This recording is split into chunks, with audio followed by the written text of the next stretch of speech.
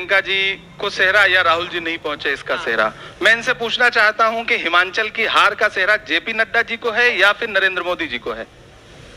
पहला प्रश्न। दूसरी बात, ये कहना कि गुजरात में माधव सिंह सोलंकी खाम फैक्टर पर जीत करके आए थे, आपको पता है बीजेपी किस फैक्टर पर जीत के आई है? मोरबी में 135 लाशें बिछी थीं, मुद्रा पोर्ट पर हजारों करोड़ के ड्रग्स पकड़े गए थे, 22 बार ऑफिशियली पर्चा लीक हुआ था गुजरात में। अपने आप को बेटी बचाओ बेटी पढ़ाओ का नारा देने वाली पार्टी ने बलात्कार के जघन्य आरोपियों को 11 आरोपियों को रिहा किया और इनके प्रत्याशी ने उसे संस्कारी बताया। के लिए बैठे हैं भारत जोड़ो यात्रा पर भी कांग्रेस के मुकाबले बीजेपी जीती। मुझे यही हैरत है ना कि जहां 135 लाशें बिछी हों वहां भी बीजेपी जीत के आई है। मैं हैरत में हूं, आपको भी हैरत में होना चाहिए, पूरे देश को हैरत में होना चाहिए। उन्होंने 135 लाशें बिछी थी, असली गुनहगार बाहर थे, टिकट काटने वाले और जो गार्ड थे वो जेल भेजे गए और उसके बाद भी बीजेपी जीत गई। हैरत में होना चाहिए। लोगों को बचाया, उसको टिकट दिया। पानी में हमारे कार्यकर्ताओं ने ज्यादा डूब करके बचाया था लोगों को। मेरे पास विजुअल है। क्यों नहीं जीती फिर कांग्रेस? अब ये सवाल देश से मुझे पूछना है कि क्यों नहीं जीती। नहीं तो आप ये सवाल हिमाचल में मेरे लिए भी, ये हर मनुष्य के लिए, भारत के हर जागरूक व्यक्ति के लिए ये प्रश्न होना चाहिए कि जहां पे 135 लाशें महीने भर के बीच में चुनाव था और बिछी थी, उसके बाद भी वहां बीजेपी जीत के आई, तो प्रश्न तो बनता है। जहां रंग रोगन अस्पताल का ज्यादा कराया गया इसलिए क्योंकि प्रधानमंत्री जी को दौरा करना था, तो देश के लिए सवाल तो है, बहुत बड़ा सवाल है। अब तो नतीजे आ चुके हैं। हाँ, लेकिन जब आ चुके हैं, हमने स्वीकार किया। क्या होता है, हम नतीजों से भाग कहां रहे हैं? कोई भी दुर्घटना होती है तो जनता के मन में एक विचार होता है कि इस पे कौन सी पार्टी संवेदनशील है और कौन सी ईमानदारी से काम कर रही है। मोरबी की घटना हुई, दुखद थी, दर्दनाक थी, हृदय विदारक थी, परंतु प्रधानमंत्री जी ने जाकर डिस्ट्रिक्ट लेवल पे समीक्षा बैठक की। हाथरस में रात के 2 बजे दलित बिटिया जलाई गई, ये हमने नहीं कवर किया, मीडिया के साथियों ने उसके विजुअल दिखाए। मोरबी में संवेदनशीलता की बात करें, बहुत संवेदनशीलता थी। प्रधानमंत्री जी के विजिट करने से पहले अस्पताल का रंग रोगन हुआ, नई टाइल्स लगी।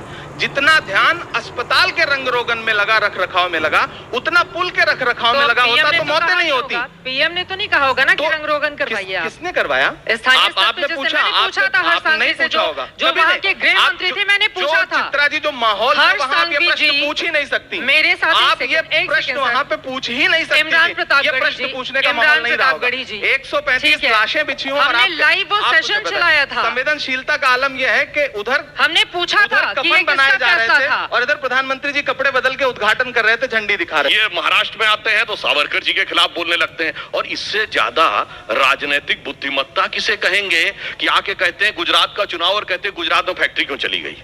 आप सोचिए कि इससे ज्यादा बुद्धिमान नेता आपने नहीं देखा होगा। इसलिए इसमें भारत से जुड़ाव कम, भारत से दुराव ज्यादा दिख रहा। वैसे भारत जुड़ा नहीं जुड़ा, राहुल जी की दाढ़ी तो बढ़ गई। हाँ, राहुल जी की दाढ़ी पर आप लोगों का ज्यादा ध्यान है, लेकिन जल्दी से आप पहले जहाँ पे खमीर था। हाँ, राहुल जी की दाढ़ी बढ़ गई है। नरेंद्र मोदी जी की दाढ़ी बढ़ाई जाती है, राहुल जी की अपने आप बढ़ी है, बेतरतीब बढ़ी है, जो ये दर्शाता है कि वो लगातार जनता के मुद्दों पे सड़क पे चल रहे हैं। आप चलते रहे और कहां पहुंचे हैं कि इनके लिए तो वो लाइन आती है कि कश्ती भी नहीं बदली, दरिया भी नहीं बदला, पर इन डूबने वालों का जज्बा भी नहीं बदला है। शौक सफर ऐसा, एक उम्र हुई हमने, मंजिल भी नहीं पाई, रास्ता भी नहीं बदला।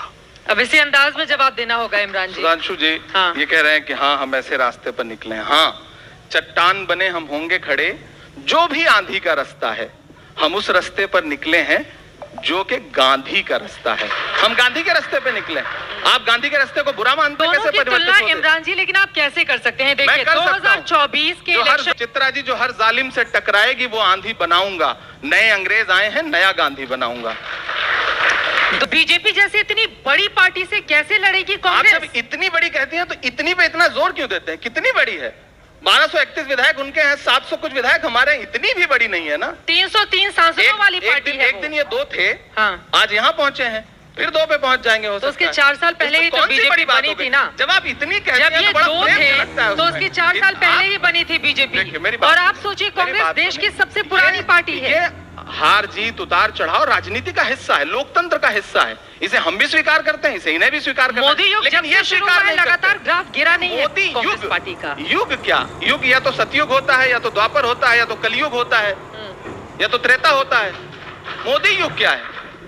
सवाल ये महंगाई है, बहुत बड़ा है, बेरोजगारी बड़ा सवाल मुद्दा है कि ये जीत क्यों जाते हैं? है ये मुद्दा, मैं बस लेकिन उसके बावजूद अगर ये जीत रहे हैं, तो इसका मतलब आप समझ रहे हैं। मैं रीजन बता रहा हूं। अब मैं बता नहीं, ये प्रश्न इन्होंने हमसे पूछा है, जीत क्यों रहे हैं?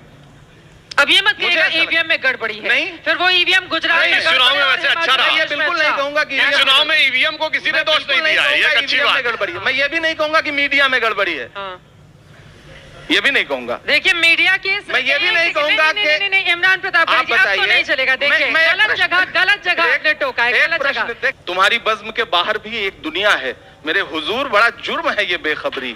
याद है आपको जब हाथरस में रात के 2 बजे आपकी पत्रकार महिला साथी कवर कर रही थी, तो पुलिस कैसे बाड़बंदी कर रही थी? ये आज हमको स्वतंत्रता की बात कर रहे हैं। कहा गया है, सुना गया है, कोई न बोले, ज़बां दराजों को मशवरा है, कोई न बोले, अजीब लुकनत पसंद हाकिम से वास्ता है, जो चाहता है जो सोचता है कोई न बोले, बोले ना कोई। आज आप गाना लिख दीजिए, महंगाई पे जेल चले जाइएगा। अरे आप इतना तो बोल रहे हैं, कह रहे हैं बोलने नहीं दिया जा रहा है, हम ये बोल तो रहे हैं, कमाल हो गया। हम बोल रहे हैं। अरे आप कौन हैं? मैं इसलिए जिंदा हूं कि मैं बोल रहा हूं। सब लोग बोल रहे हैं, दुनिया किसी यहाँ पर बैठा हुआ हर शख्स बोल रहा है कि इसकी जुबान पर ताला लगा हुआ है। कितने पत्रकार जेल गए आपको नहीं पता है? यहाँ पर नहीं, एक कम से कम पत्रकार आपकी साथियों का बात तो सही है। पक्ष देखिए लीजिए। एक सेकंड, बिल्कुल चित्रा जी, कम से कम पत्रकार साथियों का तो आप मेरी पक्ष बात लीजिए। सुनिए। आप अगर ये कहेंगे कि जुबान पे ताला क्यों नहीं, पूछा जा रहा है सवाल। वाराणसी में एक पत्रकार ने खबर दिखाई, डीएम साहब ने बुला करके क्या हाल किया, मिर्जापुर में जेल भेज दिया। आप कह रहे हैं कि पत्रकारों के मतलब सब स्वतंत्रता है, आप मानती हैं? आपकी पार्टी के भीतर इतना सिर फुटोवल है, चाहे राजस्थान और हिमाचल प्रदेश, इनके वहाँ चुन लिए गए भूपेंद्र पटेल जी, आपके वहाँ सिर फुटोवल अभी चल रहा है। हमारे सिर फुटोवल पे आप बात कर रही हैं। विजय रूपानी जी क्यों हटाए गए थे पता है आपको? नहीं पता होगा। आप बताइए, आप कैबिनेट हटा दी गई, कोई बोल नहीं सका, फिर भूपेंद्र जी चुन लिए गए।